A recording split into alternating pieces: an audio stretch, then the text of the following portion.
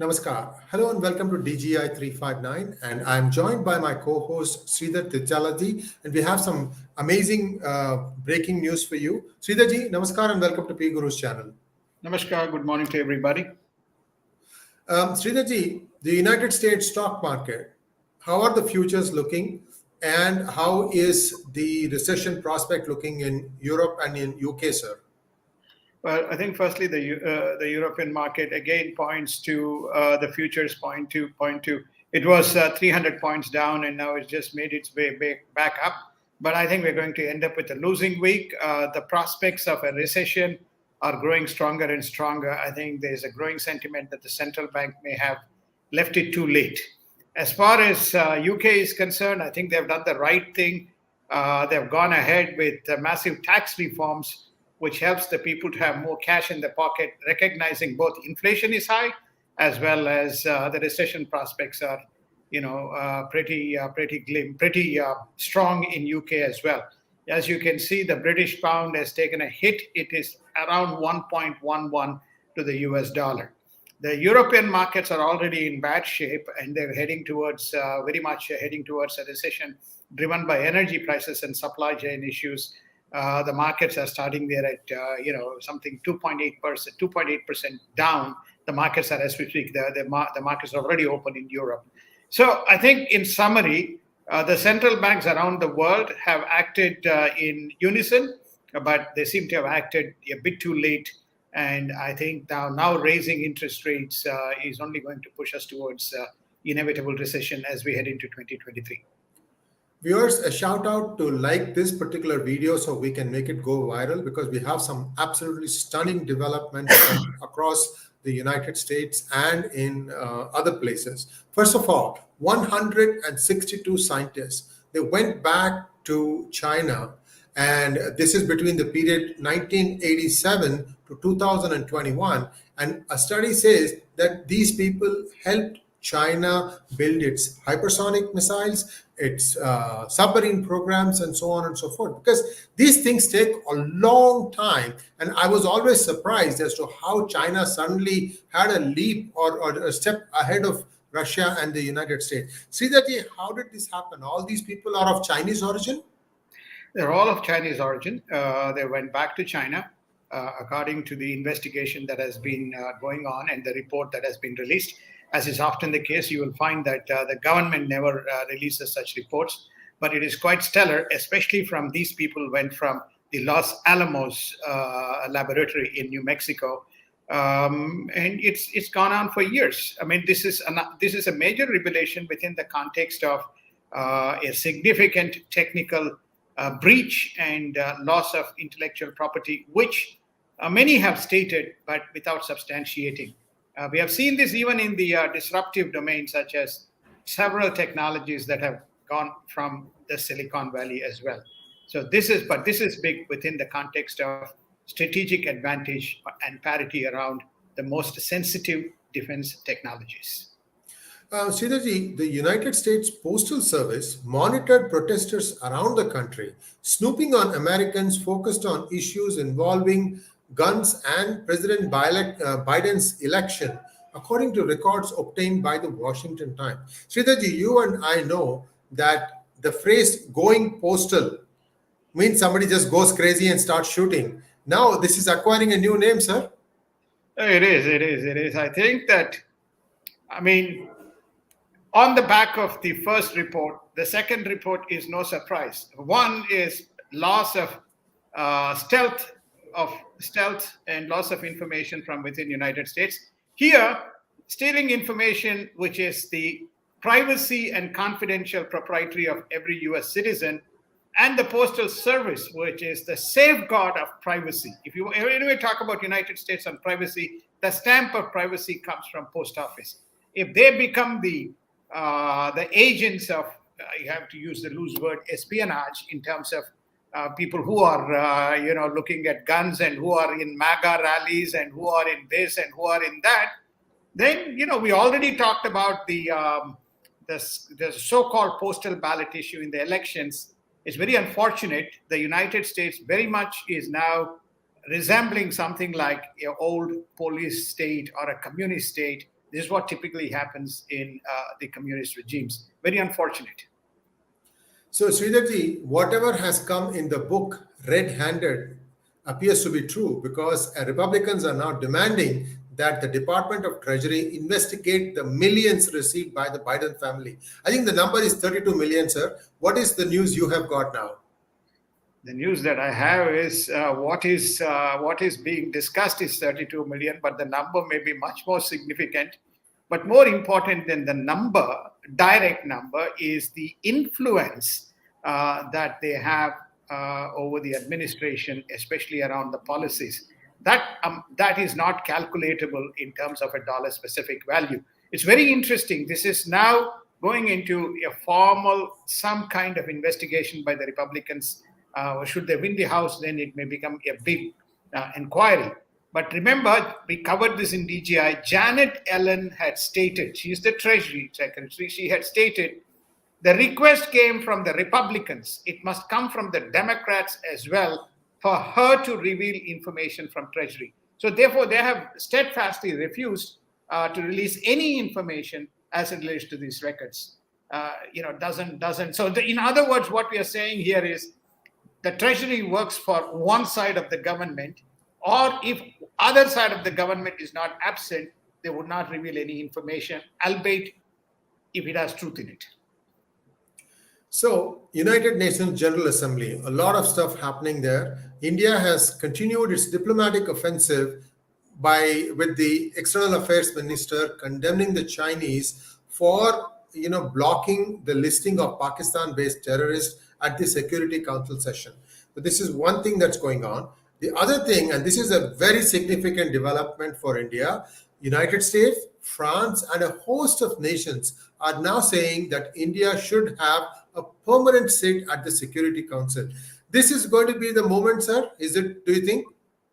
Well, I think it could be the moment if based on all the stuff that is going on right now, you know what's going on with Russia. Everybody knows what's going on with Russia. Everybody knows what's going on with China as it relates to these are the so-called P5 nations, which have not behaved in a manner that is reflective of a P5 nation or a responsible power.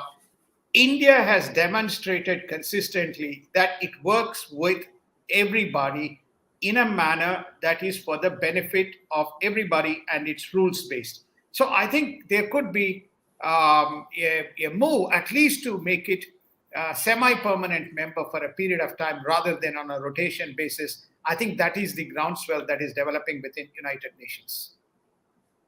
Now, the rupee is depreciating against the dollar. Today, it depreciated 44 paisa. And in fact, that's broken through the 81 rupee level.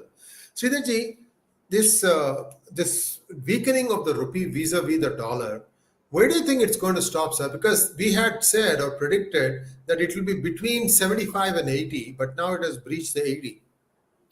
Well, I think the continued escalation of the interest rates and the continued depression of the economies around the world and the currencies, there will be some spillover effect.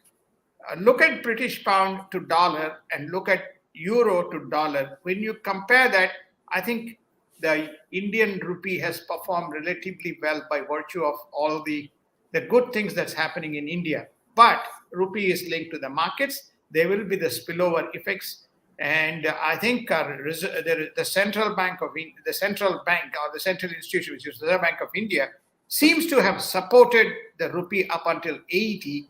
And at this stage, they're saying, okay, we can't keep on pouring money and we just have to allow the market to see. But they will come in if there is a consistent pattern for it to slip even further. So it's very hard to speculate as to where we are going. We need to see what happens next week, whether the market is able to absorb this big interest rate shift that has happened and say, okay, this is going to be short term rather than it's going to be medium term. If it is going to be medium term from the computations, then we can see rupee slipping further, G. So the Pope has issued a statement that we are already in World War III, citing Ukraine and also saying that Putin has perhaps lost it. And now Putin and Russia have countered back saying that it is the Pope who's not well. So who's not well, sir, and what exactly is really going on? I think both may be not well. That may be a good conclusion. But why would Pope want to intervene and talk about World War III? I mean, when the world powers are acting and working towards some kind of a solution, I'll leave the matter there. But this is something that has happened while the United Nations General Assembly session is ongoing. Now, two of the states that are in dispute between Ukraine and Russia, the Donbas region, have now started a hastily summoned referendum as to whether they want to be with Russia or not. Sridharji, this is war zone. How do they expect to finish this referendum? And now all the countries are saying this has no meaning at all because it is going to be a rigged one. What is the purpose of doing this? Does Russia feel that they can actually keep Donbas and like call off the war? Well, this is a sign of defeat, not sign of victory. If, for example, Russia, as all expected to walk through and win this particular region with local support, has not happened, and there has been retreat from the eastern parts of Ukraine, especially this region. So what is the option left? Okay, the option left is conduct a referendum and basically say, it's a cessation and we are basically leaving Ukraine. In other words, without a bullet or without a war, they want to basically say they are independent and they are now joining the state of Russia. Now, whether the international community will recognize it or not remains to be seen. Now, they have stated they will not recognize, but having said that, what can they do to enforce is the question. So therefore, we may be well down the path where, this is in no man's land. And, one guy said these two states, as you rightly said, Luhansk and the Donetsk region saying, well, we are now part of Russia. And the world community is saying, you are not.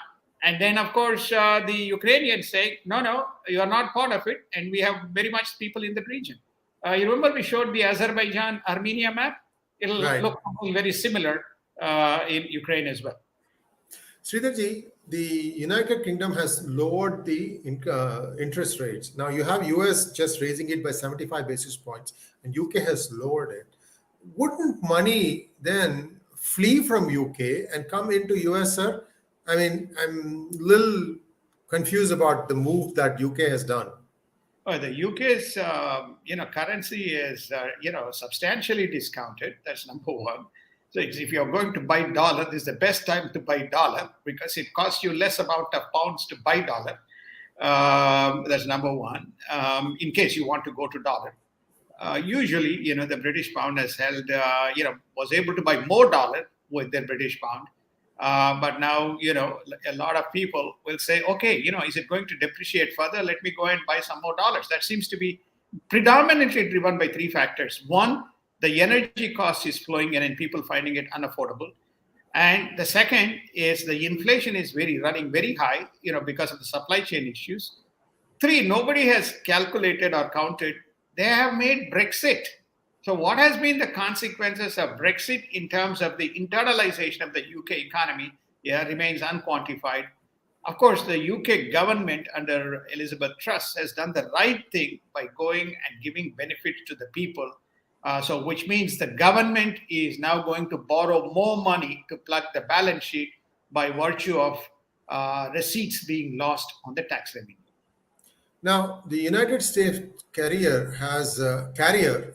carrier, I should say, has arrived in South Korea as a potential deterrent to North Korean issues. This is like now we've already seen them going through the Taiwan Strait. Now they are, patrolling the Korean area. Do you think that China might come to North Korea's aid, or do you think they'll first say, North Korea, you go and fire something at South Korea? I'm trying to see how this thing is going to play out. I think China is not going to looking at the Russian template. China is going to be extremely cautious in terms of any moves that it makes until such time Xi Jinping gets his term extended. That's somewhere around mid-October. there's a very strong indication that's going on in the intelligence community that the North Korea is likely to do a nuclear blast, a nuclear detonation. And the world community has basically stated that, don't do it because it will be significant. And Korea said it will take the appropriate response action should North Korea go ahead and do its nuclear detonation. That's somewhere expected to be between October 14th and October 19th, according to the intelligence sources. So I think United States is standing by and ready to support the South Koreans in case there's some trouble coming out as a result of this incident. And now Hong Kong has lifted all the COVID restrictions. Does this mean that there will be some relief for people who want to fly in that region? Because South Pacific, Southeast Asia was, Hong Kong was one of the key hubs. Well, I think this whole region, which is an extensively is a travel hub, the ASEAN regions, and also Hong Kong is a very big travel hub. Hong Kong and Singapore are one of the biggest travel hubs. Now, they've been suffering for more than 2 years as a result of the pandemic. Glad that, they all have opened, including Japan has opened for people to come and go. And with the intent that all they need now is more people coming in and spending money because all the economies are under stress. Thank you very much, Sridharji. And that's it for today, folks. Please like, share, and subscribe to our channel. Don't forget to click on the bell button for notifications. Namaskar. Namaskar. Thank you. Have a wonderful weekend, and we'll see you next week. Thank you, sir. Same to you.